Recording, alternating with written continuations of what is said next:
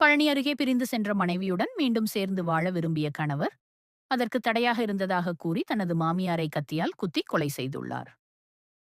திண்டுக்கல் மாவட்டம் பழனியை அடுத்த நெய்க்காரப்பட்டியைச் சேர்ந்தவர் அஜ்மத் உசேன், 41, கூலித் தொழிலாளி. இவரது மனைவி தஸ்லீமா பேகம், 35.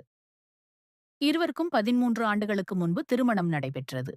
இந்த தம்பதிக்கு 2 மகன்கள் உள்ளனர். இந்நிலையில் கணவன் மனைவி இடையே ஏற்பட்ட கருத்து வேறுபாடு காரணமாக கடந்த சில மாதங்களாக பிரிந்து வருகின்றனர். தஸ்லீமா பேகம் தாய் ஆசியம்மாள், 48, வீட்டில் வசித்து வந்தார். மேலும் அவர் அஜ்மத் உசேனை விவாகரத்து செய்யவும் முயற்சி செய்து வந்துள்ளார்.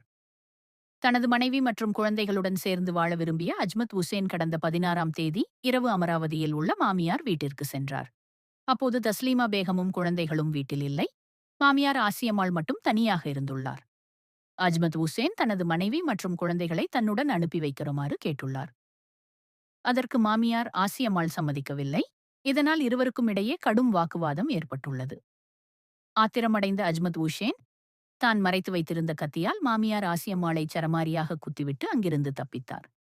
இரத்த வெள்ளத்தில் சரிந்த ஆசியம்மாள் சம்பவ இடத்திலேயே இரத்த வெள்ளத்தில் துடிதுடித்து உயிரிழந்தார். இந்த சம்பவம் தொடர்பாக போலீசாருக்கு தகவல் தெரிவிக்கப்பட்டது. சம்பவ இடத்திற்கு விரைந்த போலீசார் ஆசியம்மாள் உடலை கைப்பற்றி பிரேத பரிசோதனைக்காக திருப்பூர் அரசு மருத்துவமனைக்கு அனுப்பி வைத்தனர். இந்த கொலை சம்பவம் தொடர்பாக வழக்கு பதிவு செய்த போலீசார் தலைமறைவாக இருந்த அஜ்மத் உசேனை பிடிக்க தனிப்படை அமைக்கப்பட்டது.